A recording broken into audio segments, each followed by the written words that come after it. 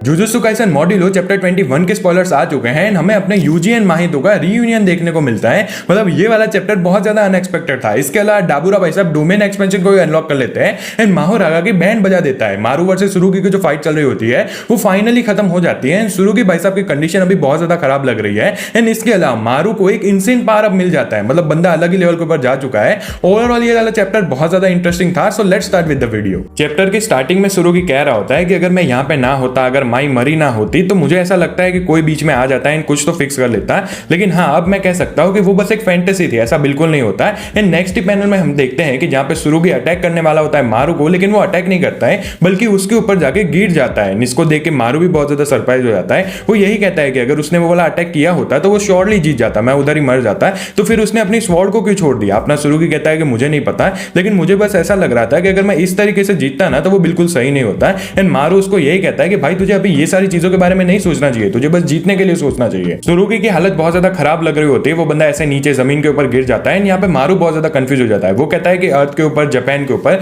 ये जो ह्यूमंस है ना, बेसिकली सुरुगी एंड अदर्स, वो लोग बहुत पहले से रह रहे हैं। एंड अब मुझे समझ में नहीं आ रहा है कि मुझे क्या करना चाहिए। अगर वो लोग बहुत इधर से पहले रह रहे हैं तो उनका हक बनता है इधर, लेकिन हमारी जो जगह है वो हमसे छीन ली गई थी। तो हमें क्या करना चाहिए? हमें कहां जाना चाहिए? अर्थ के ऊपर, यूनिवर्स के ऊपर, हम कौन है एक्चुअली में? मारू उधर ही बैठ जाता है एंड कहता है कि सुरुगी अब मुझे क्या करना चाहिए, मुझे कुछ भी समझ में नहीं आ रहा होता है। वो क्रॉस को याद कर रहा होता है, युका को याद कर रहा होता है, लेकिन तभी उसके सामने हमें रीका देखने को मिलती है। मतलब पहले तो अपनी वो एक्चुअल रीका वापस आई एंड अब तो लिटरली वो जो रीका है उसकी सोल भी वापस आ चुकी है। अभी ये वाला पैनल थोड़ी कंफ्यूजिंग होती है कि इधर हो क्या रहा है, लेकिन मोस्ट प्रोबेबली यही हुआ है कि जो कालियन लोग होते हैं ना वो इधर आ चुके हैं। इसकी वजह से जो अपने मारू है उसको पावर अप मिल चुका है, क्योंकि इसके नेक्स्ट पेज में डाबुरा भी यही कहता है कि ओ मारू, हाँ बेसिकली वो कुछ नोटिस करता है एंड कहता है कि अच्छा मुझे भी ऐसा बैरियर बनाना चाहिए। एंड हाँ, वो कौन लोग थे जो डाबुरा का मजाक उड़ा रहे थे? मतलब ये बंदा अलग ही लेवल के ऊपर जीनियस है। तुम इसको आइंस्टाइन कह सकते हो जुजुत्सु काइसेन वर्स का। ये बंदा डोमेन एक्सपेंशन को ही सीख जाता है। यस, इसने 1 घंटे के अंदर आरसीटी को सीख लिया एंड भाई 30 मिनट के अंदर डोमेन एक्सपेंशन को भी सीख लिया। मतलब इससे ज्यादा तुम्हें क्या ही चाहिए?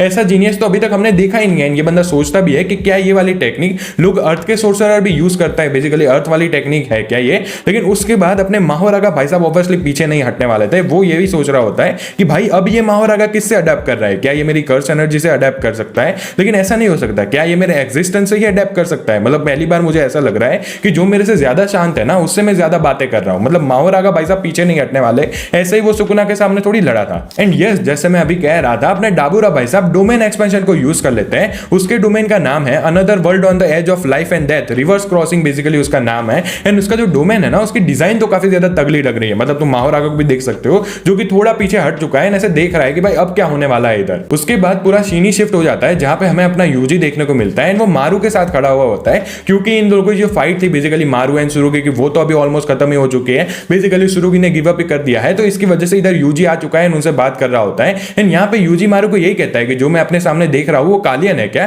बेसिकली इधर एक तोड़ो नाम का बंदा है, उसने ये सारी चीज उससे सुनी है। अब ये कौन से तोड़ो की बात हो रही है? I am honestly confuse. मैं तो एक ही तोड़ो को जानता हूँ जो कि ताली बजा के अपना ब्रदर मान रहा होता है यूजी को। शायद से वही बंदा हो तो बहुत ज्यादा अच्छा है, लेकिन अगर मैं कुछ मिस कर रहा हूं तो मुझे कमेंट्स में जरूर बताना। ये जो कालियन है वो सबसे ओल्डेस्ट कालियन माना जाता है। इनके जो एलियन वगैरह लोग हैं वो इसको बहुत ज्यादा वर्शिप करते हैं। एंड अपना यूजी यही कहता है कि हाँ भाई ये कर्स स्पिरिट्स की तरफ बहुत ज्यादा लग रहा है, लेकिन वो पूछता भी है कि फिर मुझे इधर क्यों बुलाया गया है। बेसिकली ऐसा लग रहा है कि उसकी जो टेक्निक है ना उसकी वजह से ही यूजी इधर टेलीपोर्ट हुआ है। तो अपना मारू कहता है कि मेरी टेक्निक को ये लगा कि तू सूटेबल है। अपना यूजी पूछता है किसके लिए सूटेबल हो, एंड वो कहता है हार्मनी के लिए। एंड वो अपना यूजी कंफ्यूज होता है कि भाई हार्मनी से तेरा क्या मतलब है? लेकिन अपना मारू यही कहता है कि मैं एक ऐसा वर्ल्ड बनाना चाहता हूं जहां पे कर्स स्पिरिट्स नो लॉन्गर बोर्न हो, बेसिकली पैदा ही ना हो। यूजी थोड़ा शांत हो जाता है, उसको बुक देता है। वो कहता है कि मेरा जो बड़े भाई था उसकी जिसने केयर की थी ना उसकी भी एक अनफुलफिल्ड विश थी। उसके बाद अपना यूजी यही कहता है कि चलो एक काम करते हैं, मैं तेरा जो प्लान है उसके साथ अग्री कर लेता हूं। मारू खुश हो जाता है, कहता है थैंक यू। एंड वो एक उसको दूसरे बंदे से इंट्रोड्यूस करा रहा होता है।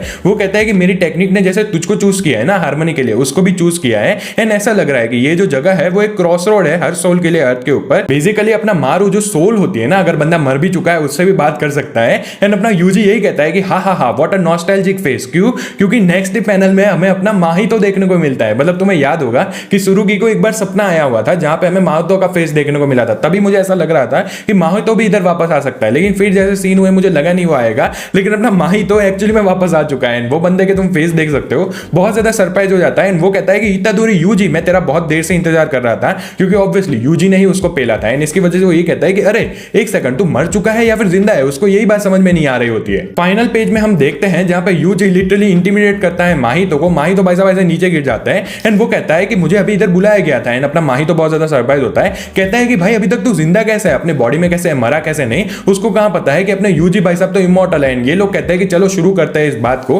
पहले तो मुझे ये समझ में नहीं आ रहा था माहितो को क्यों चीज किया गया हारमोनी के लिए। एंड दूसरी चीज भी ये है कि इस वाले चैप्टर में बहुत ज्यादा अनरिलेटेड जंप्स थे, मतलब एक सीन से दूसरे जंप्स में ऐसे शिफ्ट कर रहे थे कि कुछ समझ में ही नहीं आ रहा था। बहुत सारे लोग इससे कंफ्यूज थे, लेकिन मैंने एक्सप्लेन करने की पूरी कोशिश की है। जैसे कि अपने मारू की जो टेक्निक है वो ऐसा लग रहा है कि रीका की वजह से ही पावर अप हुई है एंड अल्टीमेटली जो कालियन है ना उसकी वजह से ये बूस्ट हो रही है। अपने डाबूरा भाई साहब जैसे हमने देखा है वो तो डोमेन एक्सपेंशन को यूज कर रहा है एंड यूजी भाई साहब अभी मारू की मदद करने वाला है। एंड यहाँ पे सोल का क्या कॉन्सेप्ट है, ऐसा लग रहा है कि ये जो सारी फाइटिंग हो रही है, जो कर्स स्पिरिट्स बोर्न हो रही है ना वर्ल्ड में, ये लोग उसको ही रोकना चाहते हैं। इसकी वजह से इनको माहितो की जरूरत लग रही है।